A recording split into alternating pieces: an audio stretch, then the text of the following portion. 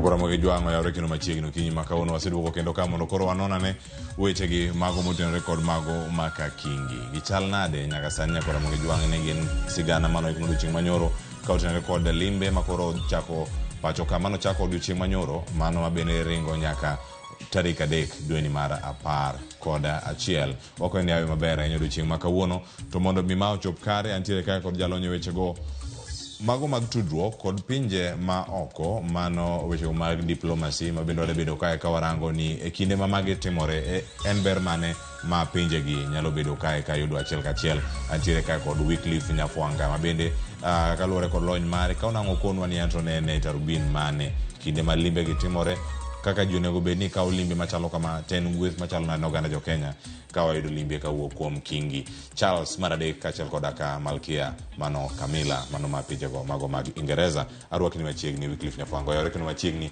ndalo mathoth mosane oganda wa kae to bang'e wadonjo twako Kingi makawuono amosa nyakora moga juang kumora moro mauntie agoinero kamano kileo mondo kuom rwaka kendo mondo watwake wach mar limbe mar King somo nonro mar history mar UK gi Kenya ka gen limbe gen tudruok wasebedo kwa tudre ahinya nikech wan gi historia achiel doni ok en gi berne kech weche mag colonialism kaka nobedo ang oduogo wija ne gikuku mare wacho ni kaber tin to gin gik mage mantiere ya kata gin rach koso mage Ramogi juang nitie sigana mano losno kod jafwambo mar Sifro Sokinda mano bedo kacha kar jot ma jatend piny Kenya kinde mane Kingi Charles Maradek nochako limbe mare odiochieng' manyoro kane nitiere kar jot ma jatend piny Kenya wuok odhi nyaka kar hemko mano mar Uhuru Gardens mano odiochieng' manyoro kaachiel koda kalimbe moko mano timo odiochieng' manyoro kuonde mopogore pacho kato sani wawinyane sigana ni Kingi Charles Maradek kod minode Malkia Camilla norwaki pacho ka okinyi makawuono ayanga kod jatend piny William Ruto e kar jot mare mana kako winjore jolweny no pangore mar rwako Kingi muoch bunde 21 bende nogo ranyisi mar rwako jatend piny mawendo e pacho ka kata obedo ni Kingi nochopo gi koth chenro duto nodhi nyime mana kaka nopangi kaka jaera mar alwora Kingi kod jatend piny William Ruto nopidho yiende machiegni kod od jatend piny twak nobede kind jotelo ariyogi kama bang'e to ne gidhi nyime gi limo gwenge mopogore ei kaunti ma Nairobi maling'ling' ewi winjruok e kind jotelo ariyogi no yangi tat somo mar Kangundo mano ger kod apisi mbetre mar piny Ingereza e pacho ka e higa mar 1969 tat somo no manitiere bwo kaunti ma Nairobi ni kod buge 3,000 mano chiw kod Book Aid International kendo konyo ga jopuonjre maromo 300 odiochieng' kodiochieng' jatend migawo mar somo Ezekiel Machogu jagore weche mag pinje maoko Commonwealth kod dongruok James Cleverly no bagoromo machuok ka migawo mar somo no yangi ni oyudo ber mogundho. We will invest £4.5 million to support education reforms, including the Presidential Task Force reforms. We are in a discussion because we have quite a number of other programs. As you know, we have 3 levels of education. We have basic, we have tertiary, that is TVET in institutions, and we also have higher education where we have our universities. So we are having quite a number of areas that we require support, and mostly that money is going to be used in basic section because, as you know, we have thousands of our young people in primary and secondary schools. We require infrastructural support, technical support, and even teacher preparedness. Jatend piny William Ruto beneno otelo ne joka Kingi limo kuonde mopogore e kar hemko mar Uhuru Gardens. Kingi nokawo thuolo kane nenore ni oparo matut e wi sandruok ma jo Kenya nokale e kinde loch jowagunda e pacho ka. Bang'e Kingi nochuo maua e wi kidi mokete wi liel kaka ranyisi mar luoro ne thuondi manokedo ne loch mar piny Kenya kata obedo ni thuondigi ne ok odhial. Jatend piny William Ruto bende nochiwo luor mare ne jokedo ne loch Kenya kano keto maua mare e wi kidi mokete wi liendno. Ei kar hemko ni e kama bendera mar riwruok mar joma notiyo Kenya gi tok teko mar British Union Jack nolore kendo ng'awo bendera mar Kenya e okang' mokwongo e historia ma pacho ka. Oganda mathoth nigi geno ni limbe ma kama biro kod ng'uono kaluwore koda sandruok mathoth jo Kenya nokale e kinde loch jowagunda. Ne Ramogi TV kowuok e kar jot mar Ker, nyinga Simfros Okinda. Nokoro moge juang, nochopo kar kacha mondo mi okelnwa sigana machalo kamano. To gigo ma olose, ang'eni nitiere sigana mabende nitie kar kanyo, mano mwang' wayudo kanyo kinde mabiro.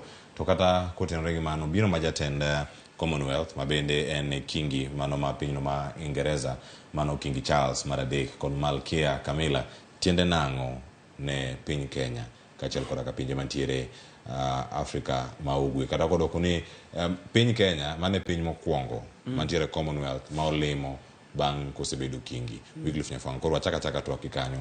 Kien limbe ni en ang'o hiye kira? Aparo, limbe kineno kaka jatend piny kata ng'at mani ng'eny kata gi teko mar king kochopo Kenya kama, mano kungo ng'iso position mar Kenya kata status mar Kenya mbele sirikal mar loka ma joka UK. Kobiro kama to Kingi kobiro limi kata chon to biro ga gi gwethne kata gi wechene mang'eny. Nikech kisomo oboke mane gigolo e website margi mar biro Kenya ka, ne giwacho weche mang'eny ma gidwa ni mondo gitim. Ne giwacho gima kisungu luongo ni people to people, manyiso ni kaka wanyalo gerore jo Kenya to gi sirikal mar Ingresa. Ne giwacho weche mag sustainable development, nitiere weche mag technology kata mag computer, nitiere weche mag somo.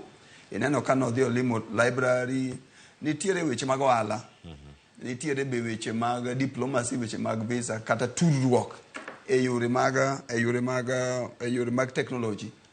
Koro samora mora ma jatelo biro to ondiko gik mane ondiko ka, mo ndik nodwa kelo Kenya ka. Koro en ratiro mar Kenya, sirikal ma Kenya, mondo mi bobed piny to wach ni ne wabedo gi wendo. To wendo no wacho ni gimomiyo no obiro en 1, 2, 3, 4, 5.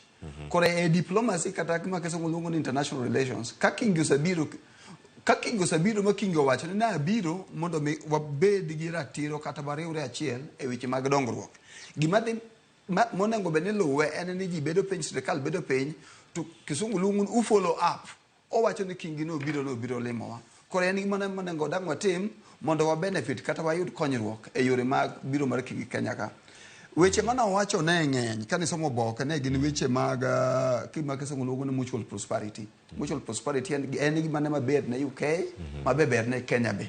Ere kaka wanyalo gerore achiel kaka sirikal ma Kenya ka to gi telo mar Uingereza. Kamano wawinjane kaka ne oloso mano kotenore koda mano romo mane bende otimo kod jotelo mamoko mopogore mantiere piny Kenya, mano e kinde mane gintiere kar chiemb otieno no mano mar dina, ma bende ne okelo kanyakla jodito mopogore mano nyaka jotend siasa ka nitiere kar kacha.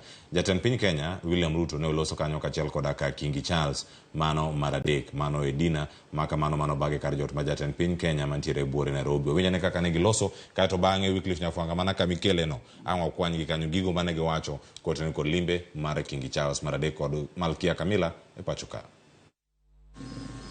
While there has been efforts to atone for the death, injury, and suffering inflicted on Kenyan Africans by colonial government, much remains to be done in order to achieve full reparations. I am optimistic that through the Kenya-UK partnership, we shall keep up our endeavor to inspire the change we hope for by making people and their well-being the fundamental consideration in our pursuit of trade and investment, defense and security, conservation and climate action, research, development and innovation, as well as our work of designing a future that works for present generations and distant prosperity. It is the intimacy of our shared history that has brought our people together. However, we must also acknowledge the most painful times of our long and complex relationship. The wrongdoings of the past are a cause of the greatest sorrow and the deepest regret. There were abhorrent and unjustifiable acts of violence committed against Kenyans as they waged as you said at the United Nations, a painful struggle for independence and sovereignty. And for that, there can be no excuse. In coming back to Kenya, it matters greatly to me that I should deepen my own understanding of these wrongs, and that I meet some of those whose lives and communities were so grievously affected. None of this can change the past, but by addressing our history with honesty and openness, we can perhaps demonstrate the strength of our friendship today. And in so doing, we can, I hope, continue to build an ever closer bond for the years ahead. As Jomo Kenyatta said, our children may learn about the heroes of the past. Our task is to make ourselves the architects of the future. Winjo kar kanyo kaka oloso Wycliffe Nyafwanga owacho ni dok chien kata limbe mare e pacho ka ok birucho gigo manotimre to kata nyalo miyo oganda thuolo mano madhi nyime ka limbe mare wuon en ranyisi ni nitiere osiep makare e kind piny Kenya kod piny mar Ingereza. Tiende nang'o ka irange loso machalo kamage magi miwacho ni diplomatic talks iwacho ni in mana kata mondo mi iwacho wacha mabecho becho mantiere wiye kacha mondo mi idhi kodgi kiwinjo twak machalo kama kadhi nyime. Owacho ni ero jowagwera notimo marach to kata ka nigi timo maricho onge ng'wono ma okwayo gima ntiere kar kanyo. Gazette mar Daily Nation mondike kawuono iwacho ni ero o admit atrocities kata gigo maricho to ng'wono onge. Wacho ni kata wacho ni ago mos atimo mos onge gima chalo kamane twak mano bedo go nyoro. Kingene samigo mos kidhi court chalo gimi acknowledge kati yie ni makosa notimore. Tiwinjo ka nitiere kero sawacho ni gima wacho kisungo no reparation manyiso nitiere paro moro magin go maginyalo dhi go Ingresa magiwacho ni ne utimo no marach koro dano mondo chulwa. Koro ng'eni samo ochiwo speech ne kata wuoyo nyaka bed very careful. Nikech ko wacha ni watimo mos kuom shida manotimore to wachomo kode court. To wacho ne Kingi wacho ni ne utimo makosa koro wani go pod owang' ahinya. Koro wadwaro ni wan gi mao ka ji ing'eni Kenya ka ng'ato chiwo chero to wan mao ka ji 5,000 koro dano mondo chulwa. Koro embe ing'ene ne bakisugulu ni catch 22 ko tamore mo wacho ni jo Ingresa no ko timo maricho Kenya ka to mano ok dibedo maber ne jo Kenya kata jo UK. To ku yie mo yie ne by the way o acknowledge yie to yie ne jo kanotimo makosa. Koro gima mako do Kenya jo Kenya kono wach ni atimo mos kuom shida manotimore. Unfortunately gima kamano pok owuok e dhoge. Koro ok kata en kende ma wach musa wach ndalo mang'eny. Historia sasomo jio sa wacho ne to dako wache ni utimo mos. Timo mos okaparo ni koro gido wacho timo mos ni koro igyo wang kata cha moro nitie. Ni diplomacy kata international relations weche ng'eny nikech same timo mos makingo macho to kiny wadhi international court of justice to wacho ni yawa Kingi no biro kanye. Okay. To kwayo ng'wono no osatimo kendo timo mos. Tidhi penje ni timo mos no timo ang'o. Koro ng'eni from timo ang'o no koro gini fall on his throne tidhi Uingereza to wacho ni wadwaro koro reparation pound bilion 7. Koro kelo shida. But yo mutemo arrange go kisungu ne enene makosa kotimro wacho maber ni makosa nosatimore. Colonial past nosatimore kendo late nitie. To kuoto Jomo Kenyatta gima dang' watimo onge nikech kane tulo osebedo Kenya ka mane ginego nyaka Dedan Kimathi. Ing'eni gima dang' watim sani onge. Dedan Kimathi no nindo. Mabe sani ni jo ratiro ne wacho mondo gisiem no kuma ne gikenga. Dedan Kimathi. Koro weche gi nosatimore. Koro wacho ni mondo mi wadhi mbele wa acknowledge ni shida nosatimore kanye chien ka. To wa forge ahead wacho gimana madang' watim madang' Kenya go Ingresa tim mondo wabed together mondo wadongre wadhi mbele. Kero wache ni defense owacho arita kwe owacho ohala investment owacho weche mag technology owacho weche mag bedo together e weche mag arita kwe ma Kenya kama internal security to ge weche maoko machalo weche mag wagunda tera. Koro king'ie diplomacy iwacho giga kamate keleo iwacho kaka winjo wach gini ka Kingi chako duogo Kenya ka igine bich mabiro to bro bana wacho weche gere ne kisunge midhi loki. penjo madang wapenjre en ni to bedi tiere dongruok moro kata development moro ma Kenya nyalo yudo limbe ma jok machalo Kingi olimo Kenya kasani. Koro mane ma weche madang wawachi. To bende nitiere nikech mane penjo mapenjo bende kawuono to bende nyakwara Ramogi jwang wanyalo koni mondo mi angi konwa ni into inene yo machalo nade. Mano gima sano aja penji kanyo penjo ma kawuono chalo kamano angeni ka wanyalo nene penjo ma kawuono. Mano penjo ma kawuono emwadwaro kar kanyo mondo mi omwa penji ni chido maro penj iparo ni Limbe Kingi Charles maradek dikelo ber mane ne Kenya. To mano penjo mabende wakwai mondo mi ornwa ote SMS line oyawe na 3-6-00 ka ikonwa bende mbui mar Facebook acha mbui mar X YouTube wantere live miwa pachi kachel kora kaparo ma jalo nywan gude studio Kinyi maka wono bende medo mana kunwa Wycliffe Nyafwanga wadhi mana nyime karka en bermane chaka ndugo mana penjo makamano ka to bangi ndiye joneno man gi paro mopogore ka awasom diki ne mabiro ka Kingi biro Kenya ka to Kingi wacho ne Kenya gi Uingereza onengo obiro mondo Kenya gi Uingereza odhi mbele weche mag technology kata weche mag investment oala kosa wache kamano Kingi gen ko wacho dok don ka uti ko dok koro nitiere joter sirkal ma Kenya ka Ministry mar Foreign Affairs Ministry migawo mochung ne Foreign Affairs weche maoko to Ministry mochung ne weche mag ohala Rebecca Miano no ket kacha kano kawo kano Moses Kuria koro une mubedo piny to wacho ne ya uloso gi miluongo ni strategy ni to ohala ma Kenya timo gi UK romo nade higa ka higa import ma UK en adi to Kenya to tero mwandu adi UK koro mudu ubedo piny gi officials man embassy ma UK ka to wacho ne ya kaluwore gi wach mano wachi ne Kingi no wacho Kenya ka no wacho ne investment between Kenya and UK koro watimo miluongo ni follow up ji ng'en paro ni maybe ni koro ni Kingi no biro ka ni ko wuok to diwe ni bilion 25 koro bilion 25 ni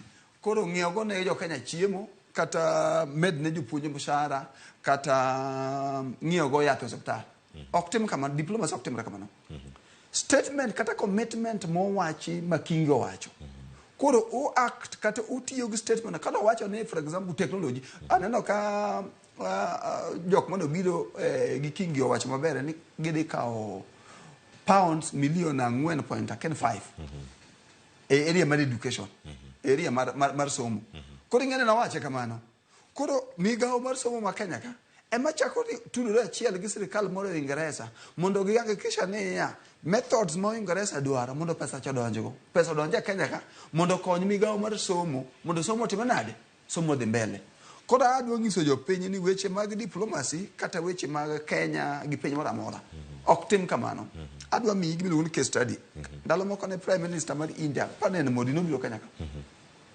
no wacho maber ni Kenya gi India dhi bede achiel e weche mag health nikech ng'eni India ji dhi mang'eny kuonde mag weche mag thieth ka no sawacho kamano en ng'eno dhi adhiya koro it is upon migawo mar thieth makanye ma Kenya ka mondo tudre gi migawo mar thieth makanye ma India mondo wach ni kaluwore gi limbe mane Prime Minister mar India bedo statement kata commitment makamana entie en gima ne madang watim from sani to future mondo mi gima na wacho timre nade okel ochop Kenya ka mana kaka diplomacy timore koro eyudo ka gikawo ga time ok en gima kan Kingi wuoka to Kinyi koro okel million pound 4.5 cha idige library cha ok tim kamano koro dongruok bedo to bedo methodical to bedo procedural to luwo be sheria ma Kenya to gi sheria ma Kenya ma Ingereza to bende mana kana ngene kangi yime mondo mi ler ne Uganda mana kar kako wacho ni mayewe sho wacho ni bilateral relations ikine makoro gichiwo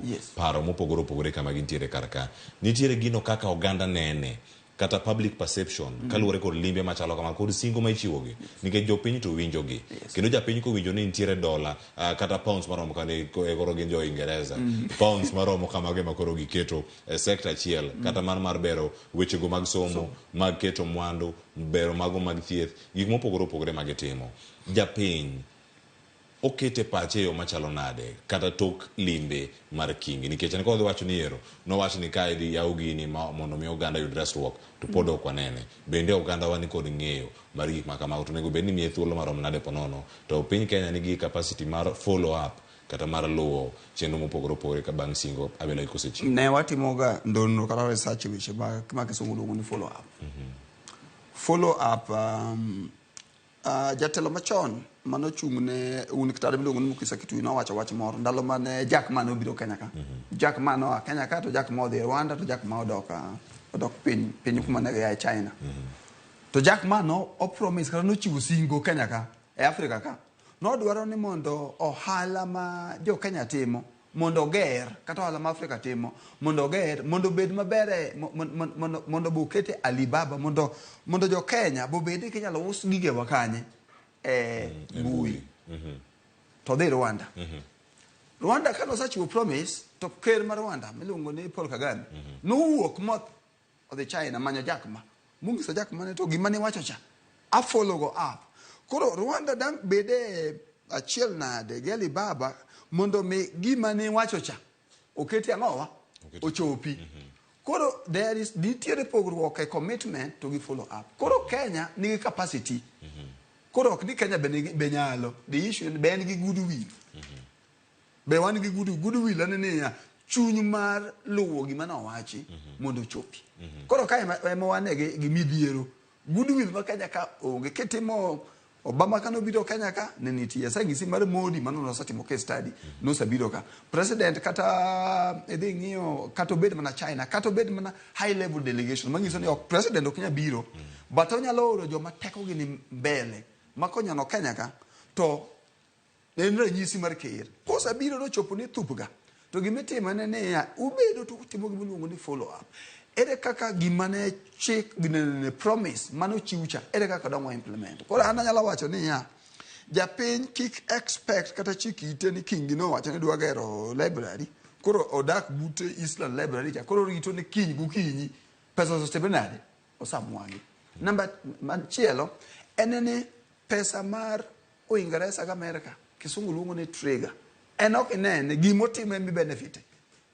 kano oloso weche mag education to weche mag somo oketo maber koro in gi minyalo expect anyalo rito en mono nyathini go di school to book ni e school japuonj ni e school policy maber ni e school environment misome ber koro mane gik monego tim koro penja mi penja ni be wan gi follow up mondo japiny otime nade oyud benefit gi nonro kata mosatimo ngiso ni Kenya pok obedo gi interest ahinya o kata Kenya pinje Afrika ka pok obedo gi interest ahinya mondo gi follow up mondo gik mowachika obed actualized karitimo gi nango nikech yudo ka koro gibiro giketo bendera mar piny machielo ni e toke karka Ruto chung ka jatend piny mar Comoros kuom ranyisi chung karka to koro gipenjore ni gichako wacho ni wasingo ni ero visa madhi e pinyno mano mar South Africa wagolo kendo koro inyalo dhi mana gi passport mari gi clearance matatu mantiere ka gi kamondo midonje pinje gi gik moko timore nitiere ma bende wano kata ka nitiere twak mano jatend migao magweche go mag ohala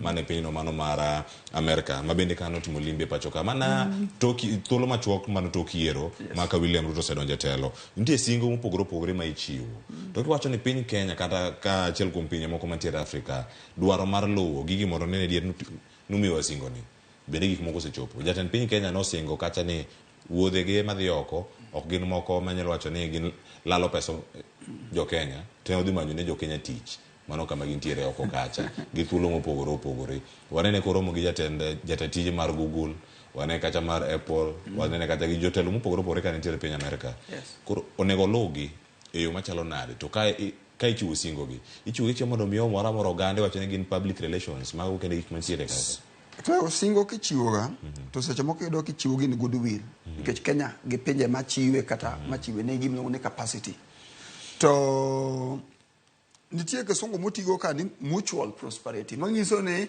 gerruok mar piny cha to gi piny Kenya koro nitiere weche ariyo kata adek e wachni number 1 dongruok mag nations kata luongo ni Kenya to Kenya gi Uingereza kata ne promise no gi follow up ok bitimore ne pap nikech Kenya wacho Uingereza wacho wadok e weche mag puonj. Nwabiro chiwo million pound 4.5 e weche mag sedo puonj ma Kenya ka. Sama dok Uingereza cha, koro ngene ji koro bedo piny. No wacho no dwa chiwo pesa mar puonj. Koro gidhi nyiso ni mondo mi wachiw pesa mar puonj, wadwaro ne sirikal mondo oyaw kata account ma pesa ndwa dhi specifically. Wadwaro ne mondo undiknwa proposal kata undiknwa plan maru kaka udwa tiyo gi pesa ni. Wadwaro mondo undiknwa ni buge modwa ng'iewo gin buge mage. To buge gi gin buge mag CBC to kambi mane madwa publish buge. Koro yore mag diplomasia kata international relations kao saa mana gima dano ng'e mokwongo. Ok en gima biro timore pap nikech ing'eni pesa chaka wuok Ingereza to pinje machalo Ingereza, America, China gin gi methods mag procurement kata gin methods mag golo pesa, mag expenditure. Koro gidhi dwaro ne watimo project moro ndalo moko gi Africa Development Bank kana weche mag consultancy gi. Teyudo ka pesa osebedo approved ni pesa no sandik program wacho ni pesa onego koro gol mondo odhi okony kata joma mine Kenya ka. Dong kamano. Ndikuru proposal du. Kata Kenya, ket mane uchendu maru maler modwa konyogo e weche mag gero joma mine. Dong undiku keto piny. Bie procurement. Koro yudo ni mondo mi gigi timre, matimre. Nitiere number 1 goodwill. Wasim ni goodwill nitie. Number 2 nitiere processes mondo timre go. Wasomo gazeti weche mag agoha. Mi wacho ni piny mag kata America ne dwa golo piny machalo Uganda kianga weche mag agoha. Kingi atingeni wuni di golo gi kiny ok di golo gi kiny. Nitiere sheria miluwo ni mondo mi agoha iwe benefit from agoha. Process monengo tim. Koro ana ngiso mana jopiny ni weche gi gene ni number 1 en goodwill, number 2 en gimiluongo ni follow up mi winje wacho cha. And number 3 en procedure. Mondo mukala dek gete ma dongruok cha bi machope Kenya ka. Makoro wacho ne bana Kingi no biro to no wacho kama koro giminyal tim en 1 2 3 nitiere manyalo dhi tip top mwaluongo tip top minyalo wach timo kiny visa between South Africa and Kenya en ko wache te gole ga instantly en onge ga shida koro iminyo ko wacho ne Kenya gi South Africa ja Kenya ma South Africa onge visa ja South Africa ma biro Kenya ngora visa koro based on statement kata wach makero wacho mani golo visa nikech igole through policy mondik policy paper tichiwo embassy tichiwo foreign affairs tikawo tichiwo immigration to wach makamano rumo to weche mag dongruok weche mag arita kwe sani koro wawacho ni koro serikal ma Kenya gi serikal mar Uingereza obede achiel weche mag arita kwe itimo nango wach to sawache ichako nango ere kaka gidwa relate gidwa miwa equipment mag defense Jo Kenya dwa dhi Uingereza do timnegi training, idwa miwa ammunition mag dhao, idwa miwa geche mag combat. To kuyie idwa miwa ammunition geche mag combat, idwa training. Ingeni uchako do Kenya ka ng'ama dwa bedo trained. To gidwa dhi UK for how long? To training with the team in UK na. Ere kaka training ma UK ni standard training mar defense ma Kenya ka. Koro government to government kata diplomatic relations kata singo kata bede achiel e bwo government ma Kenya to gi government mora mora en gima dimos adwa somo ne gi wacho weche moko na neno press release mar UK nyo wacho weche adek ne gi wacho weche ni mutual prosperity, sustainable development, people to people link, keeping our people safe, combating climate change. Gik mi winja wacho go gin terminology on its own ko bire climate change watim nam tikech climate change ni program makala par. What is climate change? To climate change ni, what is climate change? Podwa define ni kech climate change macha marjo Somalia opogore climate change mar Kenya ka. Eyudo ka jok mani South Korea mani along the Indian Ocean eyudo ka cyclones sani koro no wach ni lino bibiro. Koro effects ma climate change go pogore. Koro weche makamage cleo gin ga weche ma complicated ga. Lakini ko lugi motim ge goodwill ma Kenya ka gi ma ok obedo dibedo maber. Ker machon Uhuru Kenyatta ndalo moko wacho wach moro. No wacho aparo ne en Strathmore Business School ne gi launch weche mag entrepreneurship. To kolokore to yudo ka ministers onge. To no wacho wach moro. Ni de bede ni nitiere investor mokelo pesa ka. De ji opongo ka. Jotend migawo no timo nade? Do opongo ka. Mano kero Uhuru Kenyatta wacho. Machon Uhuru Kenyatta. Lakini nikech gini weche moko mag entrepreneurship kore yudo ka ji onge dipone weche mag corruption kata weche mag personal benefit kata weche mag gira mane ka be nyalo bedo ni nitie pattern parcel of investment kata interest nikech mato koro wach makere mana wacho koro luwo weche gite ging'eny nitiere pillars mang'eny ma determine prosperity kata determine bedo achiel but ka sirikal ka Kingi obiro Kenya ka nitie gima kisungu luongo ni investor confidence en jakel mwandu ma Uingereza madwa kelo mwandu kanye Kenya ka ko winjo ka Kingi wacho Kenya ka ni Kenya go Uingereza dwa bede achiel e weche mag investment koro ing'eni miye gima dholulu ni mijingo Kenya chen Kenya maber nikech aneno ka sirikandwa kata Kingi wacho ni Kenya gi UK onego tim investment koro nitiere benefits mag instant on the basis kata teko mar language mar Kingi to nitiere moko mabiro with time mago bende miwacho ni ma instant gi ma jopiny nyalo winjo kendo sunga ma japiny nyalo bedo go wacho ni Kingi obiro e pinywa okwongo dhi e pinje maoko kata ber moko ma nyalo bedo ni osingo tuchopo kare kanyo gi kanyo instant nyalo bedo mage mago medage nyalo bedo karito ng'ato nyawacho erosingo menda mar bero sekta makama to biro kama chalo nade odhi olemo weche go mar city shamba mano odiochieng' manyoro ber mokel ne jok mantie alwora kata jogo matiyo kar kanyo en mara wacho ni mane ma instant chako instant gi chalo man instant no to midwaro microwave kisungu luongo ni microwave the instant coffee to instant bread ento seche moko bedo matek e yore mag dongruok mar piny obedo matek unless ene policy mag visa tingeni UK ok dang gol visa ni winjo jo Kenya dang kaka no wache gi ngane kacha jo Kenya ok dang dipoge basi koro ok nyal golo nikech kucho bende tiere weche mag siasa mag luong ne homeland security koro ok nyal golo koro nitiere weche ma onyalo bedo no oro pesa kata okele weche mag yath to kata ket mana yath Kenya kane we waket yath e hospital government ok chiu handout because ngene handout instant benefit because wangiyo gi siasa makanya ka makero biro go siasa Siaya kata Homa Bay ko wuok to mimi nyalo bedo ni mare gi ma tago gada mane patch ga jo piny Kingo wenwa gi moro mak paro no gi kanyo waduogo mondo rango weche majo common prosperity kachelo koda common good mabende wadhi biro kawaido kalure kod limbe mar Kingi Charles bana dek nyakora moge jwang wakawiyo masani science ariyo seche mag Afrika maugwe leno makamage cheno maro piny kachelo koda kachenro makama biro ne chal kachel kawuok e boma ma Nairobi wakawiyo masani kawaduogo twak dhi nyime kikidhi mabor.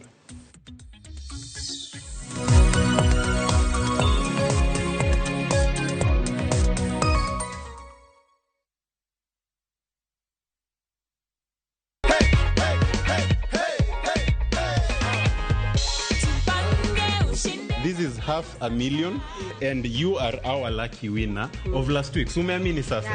I am not done. I also have goodies for you. Ndio hizi hapo hivyo. Aki, God bless you. Nimefurahi sana. Asante sana. Mungu abariki mimi kabisa. Star 487 star 3 hash is the magic code. Win 100k daily, 500k weekly and 3 million on the grand draw.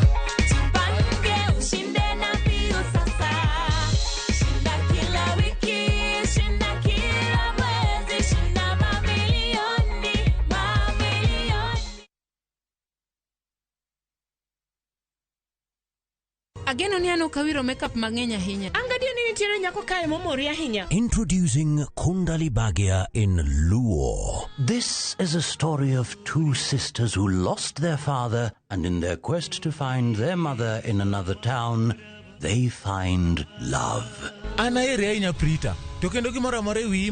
Enjoy this romantic drama of Kundali Bagia in Luo on viewsasa.com. Mano bera hinya. Era mit, era odake kindwa.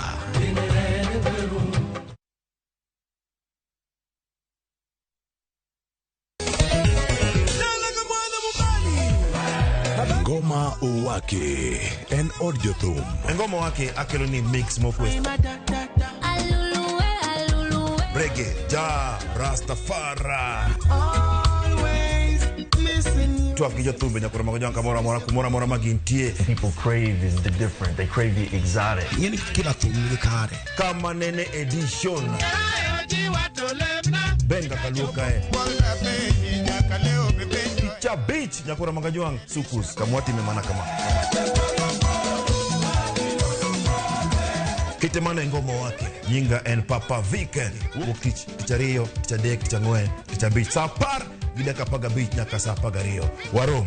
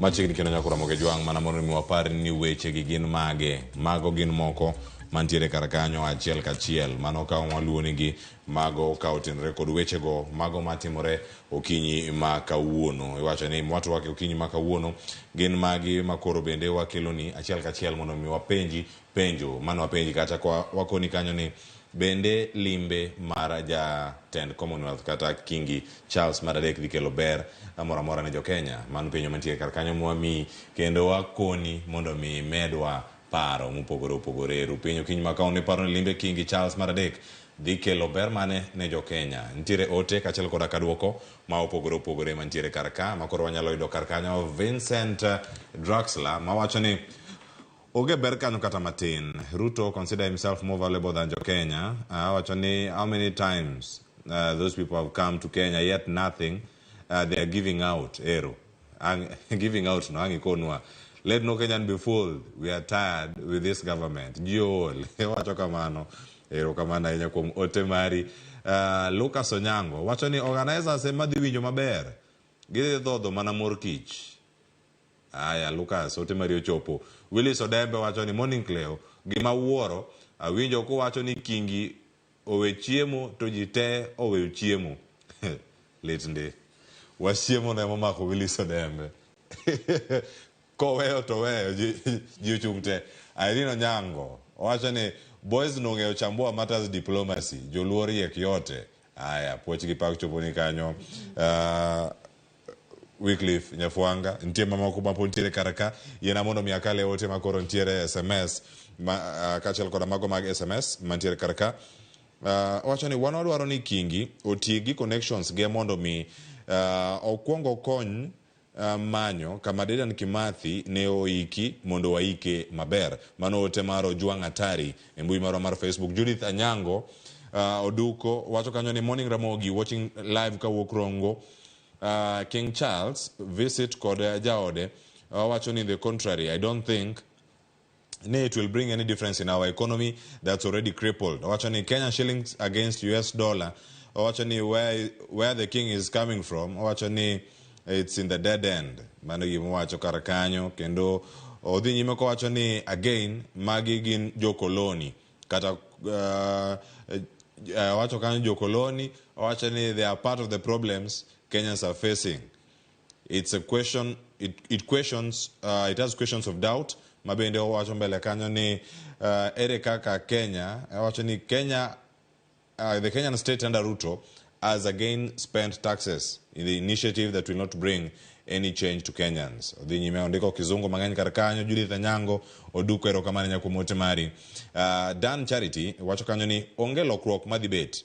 Jo piny kiket geno gik moko ok dhi medo mana idho. Erokamano ahinya kuom ote mari. Julie Ward wacho ni onyalo kelo lokruok maduong' kokalo e chulo jok mane owito jogi ndalo ka. Shida en mana ni wacho kanyo ni Zakayo nyalo luto pesago te osuru. Wacho ni mae Julie nyar kanyakwara achiel kende mayudore Zimmerman Committee Road. Erokamano ya Julie. Mano nyar kanyakwara. Wacho kanyo ni Omondi Owuor wacho ni onge ber magino dhi kelo. Clifford Otieno wacho kar kanyo ni okwang'uono e tulo mane otimore. Francis Ogada wacho ni onge ber moro amora ma limbe no dhi kelo e ngimana ma pile ka pile. Obuoge Nina katiekogo wacho ni koro limbe ne okelo pesa koso weche mowacho gin pesa. Ananeno ni onge gima dhi kelo ng'ato ka ng'ato. Owacho ni otimana, owacho ni bed ni nitiere gima lich mano kelo e limbe no biro kelo mana chandruok ne jo Kenya. Wacho ni awacha yueyo mano pachi ote ni uchopo karka. Christine Efi ote mari benti karka wacho ni onge nikech gimora mora ochung' kar tiende mano ma wacho ni kendo maidho ema nitiere madok to onge. Paro nitie karka magi jo Kenya, paro magi chiwo nyalo bedo kar kanye kato bang'e nitie mano mane wacho ni ber ma pinje gi duto nyalo bedo kayudo kaluwore kod limbe machalo kama. Kane pok wadhi yueyo nitiere ote mabiro donjo masesomo pachi wi ote kato bang'e wadhi nyime kod macha mano wacho mar common prosperity ni oganda jo Kenya ero wacho ni Kingi okelang'o pesa ni yude kanye mowacho ni en kanye tikri koda chuth mane siasa mantie pacho kati wacho ni joka Kingi ok gin jo siasa kacha nyabedo ni goyo mane siasa e pinje mamoko ochal nade korka kori kalore gi paro mamienjo sani.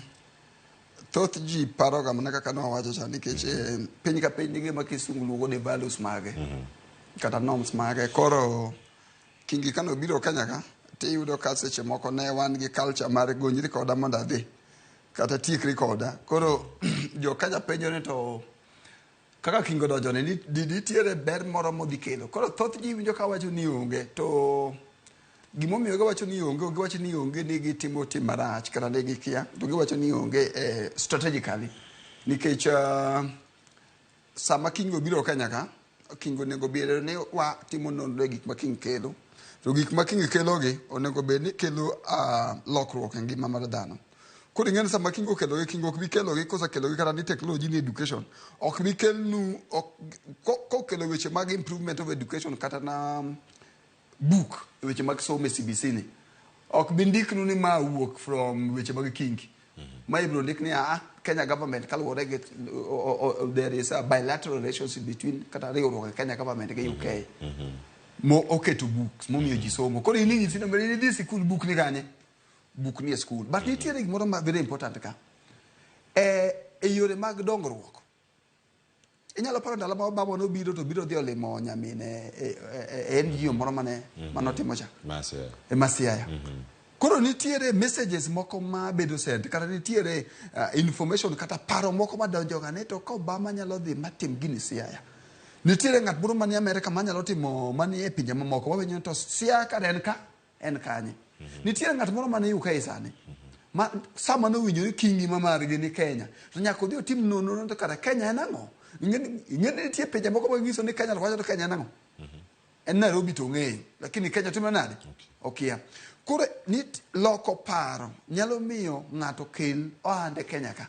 Wacho ni ka Kingi odhi Kenya ma Kingi obedo gi president ma Kenya to Kenya nyaka bed en piny moro ma beto tegno nikech ng'eni Kenya e piny mokwongo ma Kingi okuongo donje nyaka no kawa ng'owa nyaka no kaw throne ma margi. Koro en ni ng'ama rite madwara in terms of miya so ofuku mondo adhi tok bi nene but atemo nyiso jopiny ni ka Kenya sirikal ma Kenya ka kata joma ochung' ne migao mang'eny nigi paro maliw tiyudo ka wach library man odhiye cha asatiyo kuonde mag library ndalo moko nitiere library man kuonde mag vitongo di duni Nairobi kaka moro ne ni Sili moro ne ni Madare moro ne yudo ka kero dhi kata jalibe moro dhi modhi e library no kowuok tinyalo ndiko gima kisungu luongo ni proposal ne dona mora mora mondo miwe konyruok mar library no.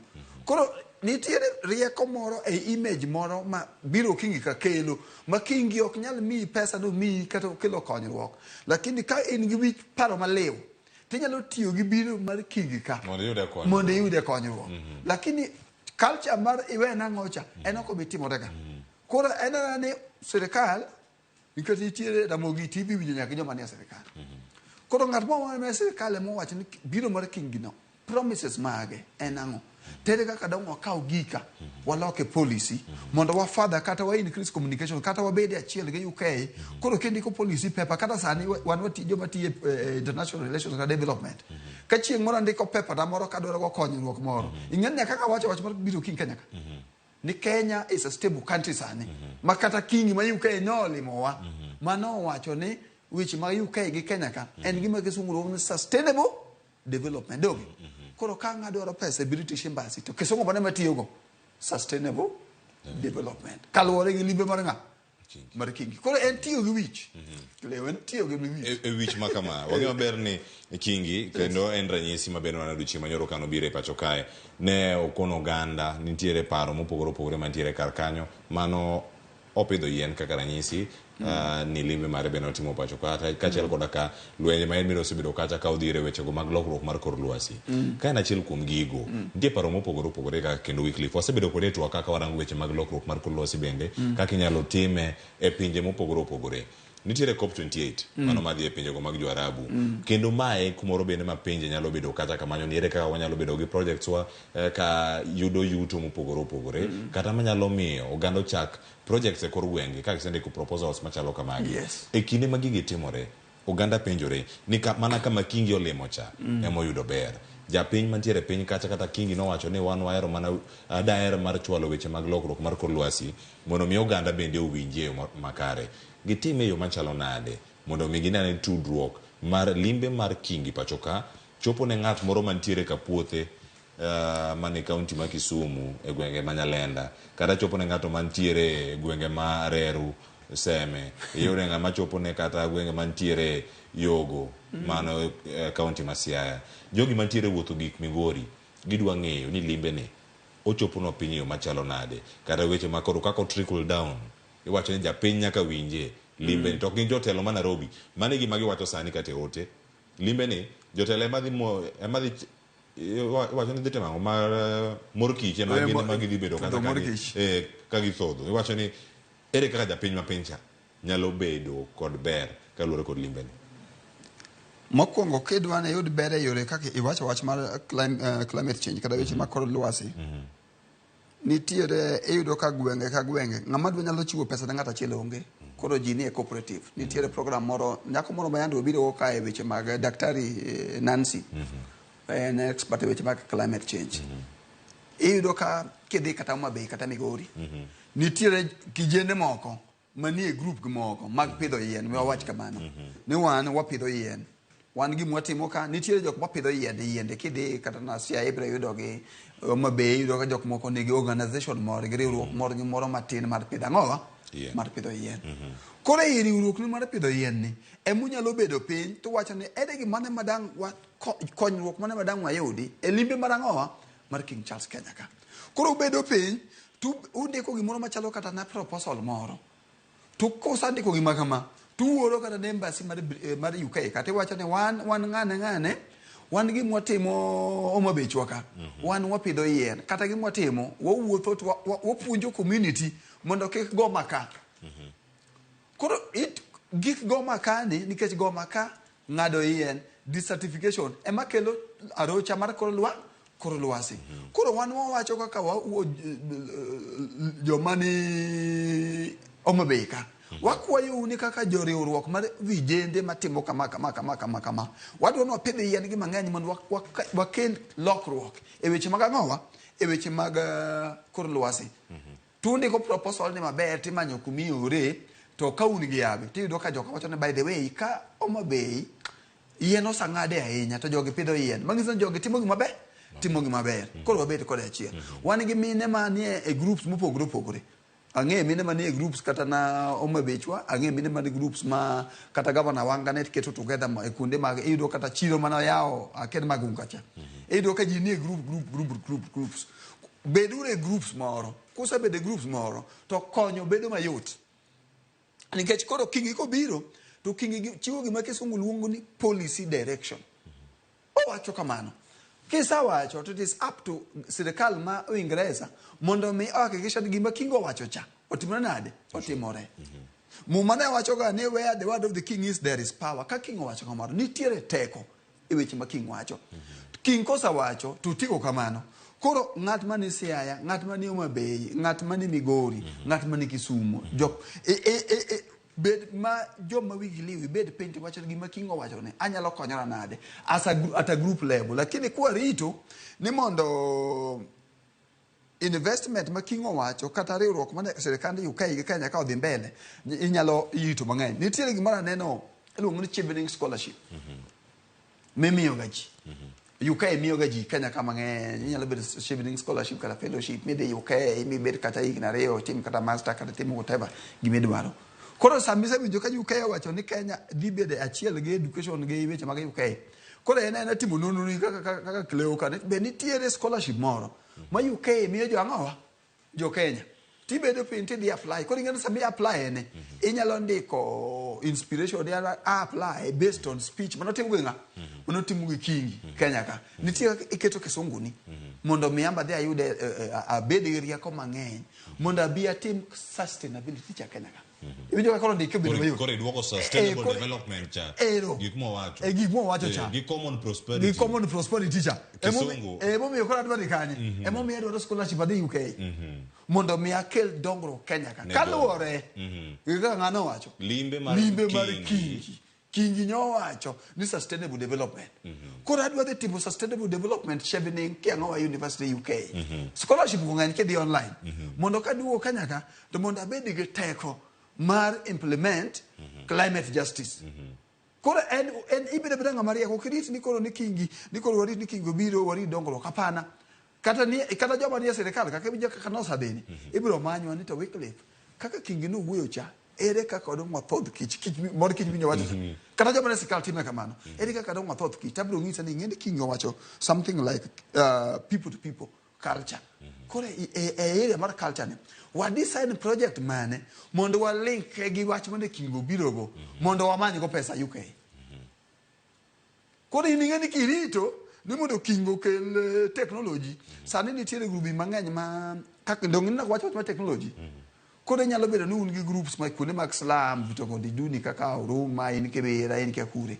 Kore nyalo ndiko proposal mari wacho ni ya one UK government be dang' wayude computer second hand ini wacho ni koro kedwa manyien. Dang' wayude second hand nikech an gi nyithindo mang'eny mo drop out of school e Kibera Madare Korogocho mondo wamigi technology nikech ng'e technology e future. Kaluwore gi biro mar Kingi to gi sustainability agenda mar sirikal ma UK. Ilere yo makare. An gi thuolo mar dakika 4 Wycliffe Nyafanga mondo mi watieki twak okinyi ma kawuono. Odiochieng' ma kawuono dhi limo kata dhi bedo kacha e liete mag jolweny manowito ngimagi kinde lwenje mag jo wagunda kod jo Afrika mane jo Afrika kedo mondo mi oyudane lokruok mopogore opogore. Gik mage monego bed ni warango. Bang' mano dhi bedo naval base mano mar military mantiere kacha e dho wath nam chumbi. Gin gik mage maponono kwarango weche gi mag arita kwe.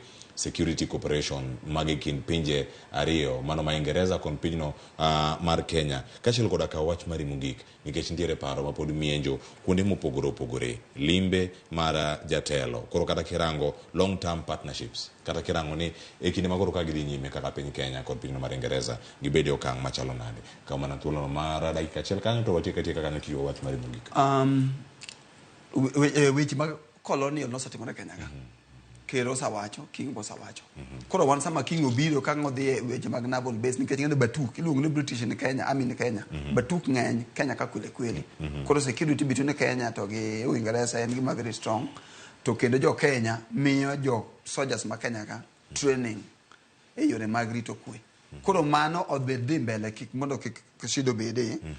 To number 2 wach mag colonial obedi story lakini kiko o define our identity en ni koro yo wang gi Brit gi UK mani yo wang kabisa ng'en joge jo maricho koro ng'en gimit biro time richo gi na tonge nikech Kingi wacho ni the past is there lakini gimo nyalo time past tonge wanyalo forge in the future koro jok mochung' ne sirikal mar Kenya ka mabe winjo Ramogi ka obeda piny to wacho ni ere kaka dang' wa father riwruok achiel kata era kata cooperation between Kenya gi UK mondo ayude dongruok ta kwayo an ge kwayo ni kumora mora ma Kingi odhiye from sani naval base gi kumora mora modhiye promise mora mobedo obed catalog kata sirikal obed go piny to wach ng'at mora mora go kaza sirikal Kenya mondo promise mora mochiwo jo Kenya wayude dongruok chop kare.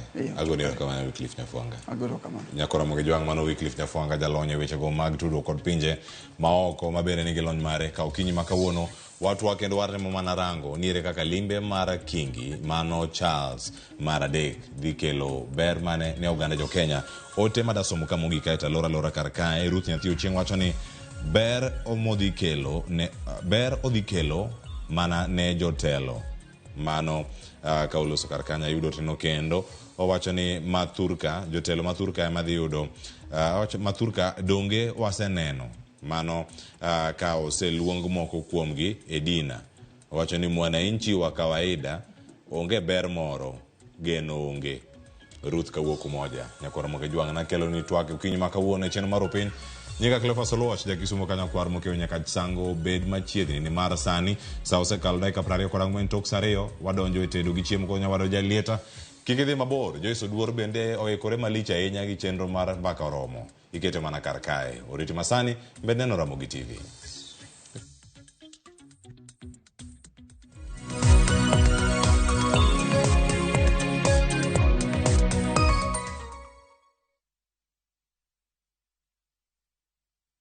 Jipange na View sasa iko